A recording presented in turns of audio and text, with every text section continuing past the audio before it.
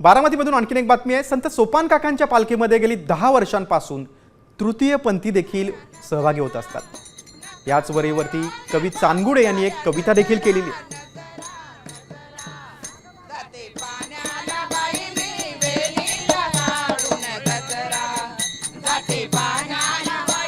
या तृतीय पंथीयांना वारीबद्दल काय वाटतंय हे जाणून घेतलंय आमचे प्रतिनिधी सागर आव्हाड यांनी।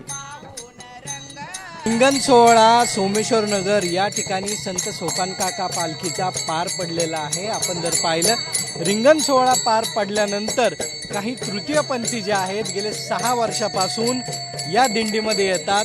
ते या ठिकाणी फुगड्या ज्या आहेत त्याही खेळताना आपल्याला पाहायला मिळतात। वारीमध्ये खूप असा आनंद आहे वारकऱ्यांच्या समवेत।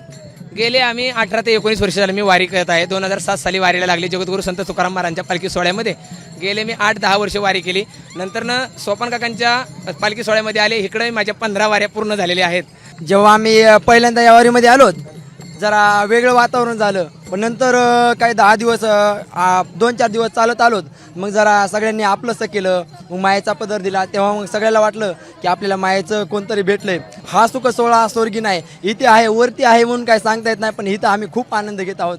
खूप जास्त ज्ञान आहे, आनंद आहे, प्रेम आहे, वात्सल्य आहे, संतांची बोलतात ना साथ आहे आणि खूप असे चांगले मित्र मैत्रिणी गवळणं खूप खूप खूप फार असं। आपण जर बघितलं तर हे तृतीयपंथी जे आहेत हे वारीमध्ये आपला आनंद जो आहे तो साजरा करतायत आणि विठ्ठल नामाचा जय घोष जो आहे ते करतायत। कॅमेरामन किरण काबळेसह सागरवर साम टीव्ही सोमेश्वर नगर। साम टीव्ही मी नेहमी पाहतो, त्यावर दाखवलेल्या बातम्या रिलेट करतात।